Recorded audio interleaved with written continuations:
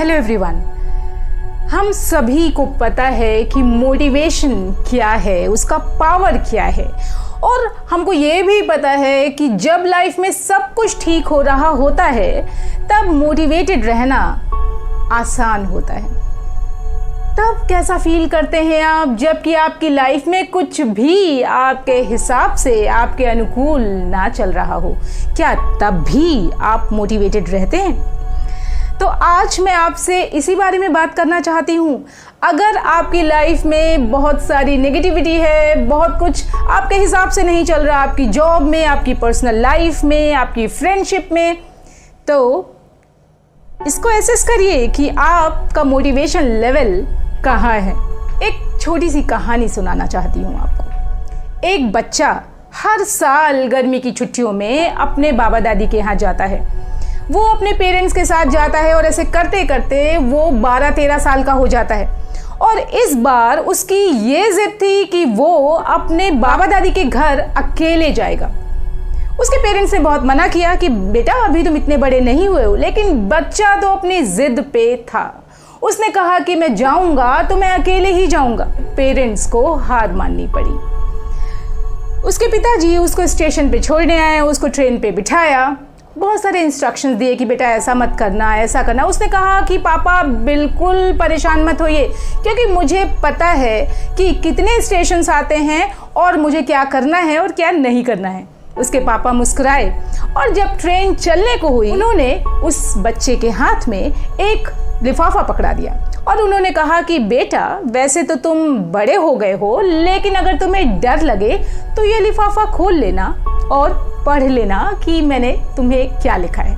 उस बच्चे ने उस लिफाफे को संभाल कर रख लिया। स्टेशन के बाद स्टेशन आते गए, लोग चढ़ते और उतरते गए और अब कुछ ही स्टेशंस बचे हुए थे। बच्चा थोड़ा सा थक गया था, लेकिन तभी एक स्टेशन पे एक व्यक्ति चढ़ा। उस समय तक उसके डिब्बे में शायद ही कुछ लोग होंगे। इस बच्चे ने जब उस व्यक्ति को देखा तो उसके भयानक से चेहरे को देखकर, उसके एक्सप्रेशंस को देखकर वो डर गया कि अब उसे अपने पेरेंट्स की याद आने लगी और उसे अपने ऊपर गुस्सा आने लगा कि उसने आखिर क्यों अकेले आने की जिद की। तभी उसे याद आया कि उसके पापा ने उसको चलते समय एक लिफाफा दिया था और उन्होंने कहा था कि अगर डर लगे तो इस लिफाफे को खोल लेना।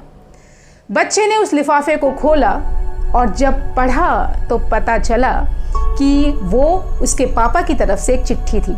उसके पापा ने कहा था, परेशान मत होना, मैं इसी गाड़ी के दूसरे डिब्बे में बैठा हुआ हूँ। जैसे ही बच्चे ने ये पढ़ा उसका डर तो काफूर हो गया। वो बहुत ज़्यादा मोटिवेटेड फील करने लगा और उसे उस व्यक्ति से भी डर नहीं लगा जो कि उसके सामने बैठा था।